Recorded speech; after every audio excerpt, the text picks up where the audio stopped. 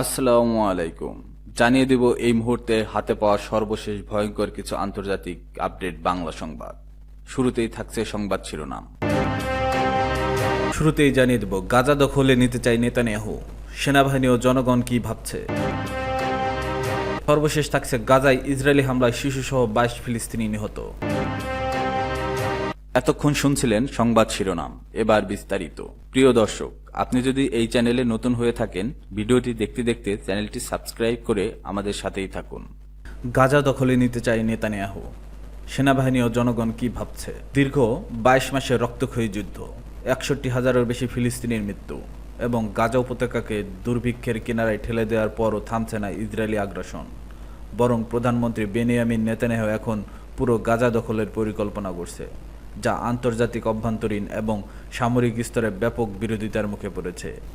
Israeli গণমাধ্যম সূত্রে জানা গেছে, এক জ্যেষ্ঠ কর্মকর্তার উদ্ধৃতি দিয়ে বলা হয়েছে, আমরা সিদ্ধান্ত নিয়ে ফেলেছি, গাজার পুরো দখলে যাচ্ছি।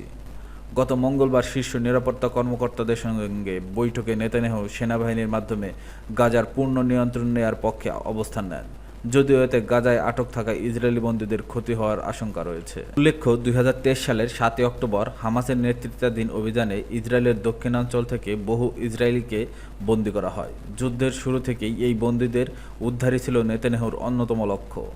তবে টানা ধ্বংসযজ্ঞ ও গণ উচ্ছেদ ও দুর্ভিক্ষের মাঝে বহু বন্দী এখনও মুক্তি হয়নি, কারণ যেসব এলাকায় তাদের রাখা হয়েছে বলে ধারণা করা হয় সেগুলো এখনও ইসরায়েলি বাহিনীর নিয়ন্ত্রণের বাইরে। ক্ষমতা রক্ষার অপকৌশল, বিষয়টিকে ক্ষমতা রক্ষার অপকৌশল বলেই মনে করছেন বিশ্লেষকেরা। কিংস কলেজ লন্ডনের রাজনৈতিক বিশ্লেষক এবং সাবেক ইসরায়েলি সেনা কর্মকর্তা আহরন ব্র্যাগম্যান বলেন, নেতানিয়াহু যুদ্ধ চালিয়ে যেতে চান, সময় চান, যাতে করে জোট ধরে রাখা যায় এবং তার বিরুদ্ধে চলমান দুর্নীতির বিচার প্রক্রিয়া দীর্ঘায়িত করা যায়। গাজা দখলের পরিকল্পনার পেছনে নেতানিয়াহুর আসল উদ্দেশ্য নিয়ে স্পষ্ট ধারণা পাওয়া যায়নি। কেউ কেউ মনে করছে এটি হয়তো হামাসকে আলোচনায় ফিরিয়ে আনার একটি চাপ প্রয়োগের কৌশল। আবার কেউ বলছে এটা হতে পারে গাজা থেকে হামাসকে সম্পূর্ণ নির্মূল করার প্রচেষ্টা, যেখানে গাজাবাসীর মনোবল ভেঙে দিয়ে তাদের তথাকথিত ঘনবসতিপূর্ণ ক্যাম্পে সরিয়ে নেওয়ার পরিকল্পনা রয়েছে। নেতানিয়াহুর বিরুদ্ধে সেনা ও জনতা, ইসরায়েলি বিশ্লেষক নিমরোদ ফ্লাসেনবার্গ বলেন, নেতানিয়াহুর জনমত বা বিক্ষোভের তোয়াক্কা করে না, তিনি শুধু ডানপন্থী ভোটারদের সন্তুষ্ট রাখতে চান। তিনি আরও বলেন, ইসরায়েলি সেনাবাহিনীর মধ্যে চরম ক্লান্তি, পোস্ট ট্রমেটিক স্ট্রেস ডিসঅর্ডার এবং ব্যাপকভাবে সেনা প্রত্যাখ্যান দেখা যাচ্ছে। এপ্রিল মাসে +972 ম্যাগাজিনের এক প্রতিবেদনে বলা হয়েছিল, সেনা সংকট 1 লাখেরও বেশি। যুক্তরাষ্ট্রের আন্তর্জাতিক নিরাপত্তা প্রতিষ্ঠান গ্লোবাল গার্ডিয়ান এর সাবেক কর্নেল সেথ ক্রুমরিচ বলেন, গাজা পুরোপুরি দখলে রাখার অবাস্তব, এতে বিপুল সংখ্যক সেনা ও সম্পদের প্রয়োজন। ইসরায়েলি সমাজ এই পর্যায়ের সামরিক অভিযানকে সমর্থন দেবে না।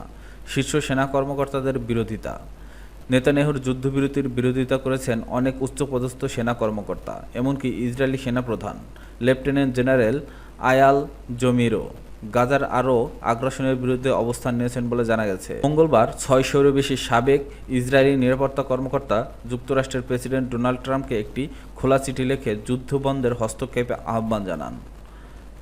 কমান্ডার্স ফর ইসরায়েল সিকিউরিটি নামক সংগঠনটি জানায়, হামাস এখন আর ইসরায়েলের জন্য কৌশলগত হুমকি নয়।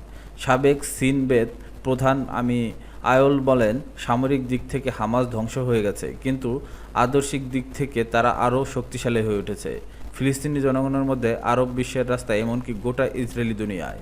গাজায় ইসরায়েলি হামলায় শিশুসহ 22 ফিলিস্তিনি নিহত। উপত্যকায় একের পর এক ইসরায়েলি হামলায় বৃহস্পতিবার দিনভর শিশুসহ অন্তত 22 জন ফিলিস্তিনি নিহত হয়েছেন।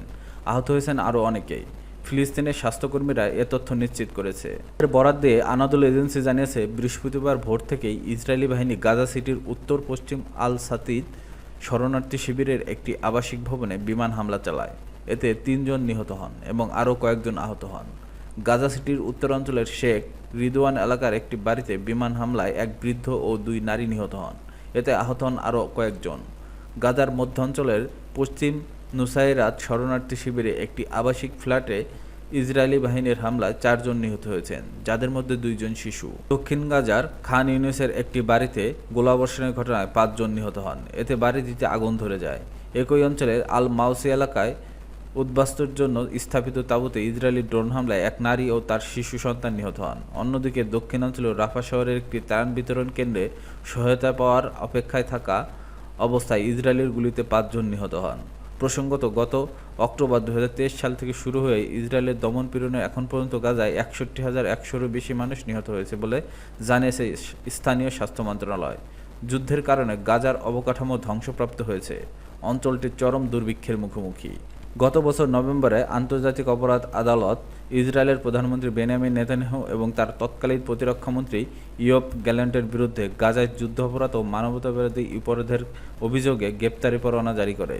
এছাড়া গাজায় পরিচালিত যুদ্ধের জন্য ইসরায়েলের বিরুদ্ধে গণহত্যার মামলাও চলছে আন্তর্জাতিক বিচার আদালতে।